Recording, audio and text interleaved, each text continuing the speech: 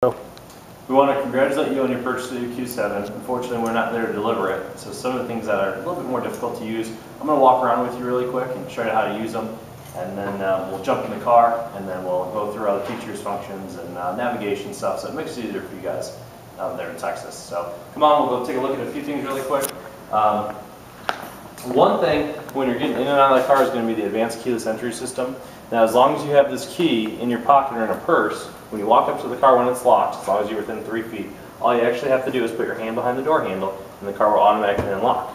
Now, when you get out of the vehicle and you want to lock the car, all you actually need to do is, again, make sure that key's within 3 feet. There's push the little tap, the little button that's in the outline of the handle, and it'll lock automatically for you. Great way to get in and out of the car very easily. That way you don't have to get the key in and out the whole time. And when you get in the car, there's that nice little start-stop button. Push that, start it up, push it again, it'll stop. So, really easy feature, nice feature to have. Come on, take a look in the back really quick. The other outside feature that I want to go over is the tailgate. You can either open this two ways. One from the handle, little tap here, or you can do it from the button on the key fob. What you want to do is just push and hold it. Tailgate will open. Now, the nice thing about this tailgate is that it is adjustable. If you have a shorter clearance on your garage, or actually if you're a little bit taller and you want to push it up a little bit, you can actually adjust it up a little bit more. And then once you get to the height you want to push and hold the close button for about 3 seconds. Then the next time when you open it, it'll return back to this position. Or if you need to come down shorter, push the close button and then push it again to stop it where you want it to stop. Once, twice, and then push and hold it again to program it. So next time when you open or close it, it'll return back to that size. Let's hop in the car and take a look at a few features.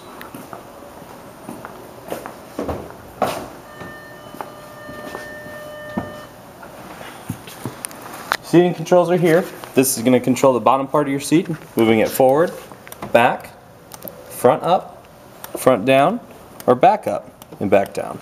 The back part here is going to control the back of your seat, incline it forward or back. And then this round button here is going to adjust the lumbar on the back of your seat, right here. In and out is going to be right here, so you want it out or in, and then you can raise it and lower it, depending on where you want it on your back, which is nice. The seat, of course, is a memory seat, and the controls for the memory seat are going to be up here on the door.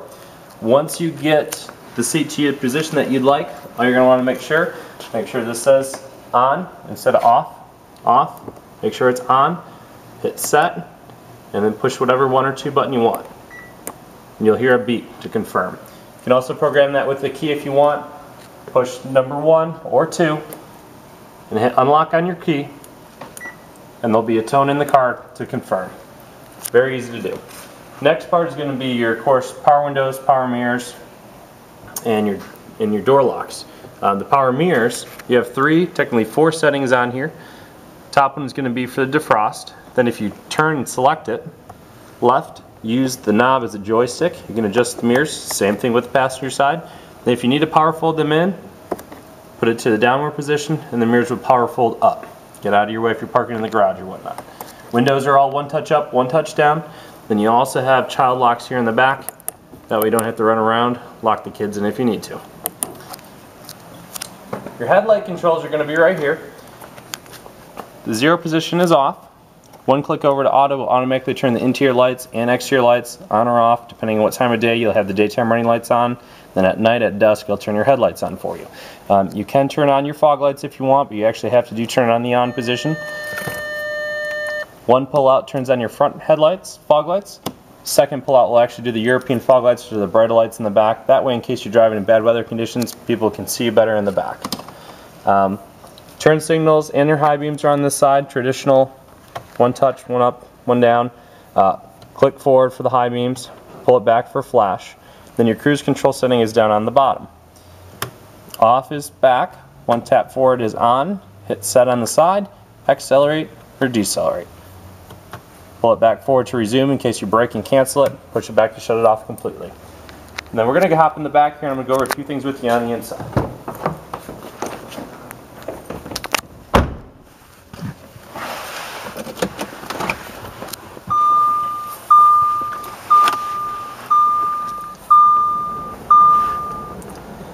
Climate control settings are very easy.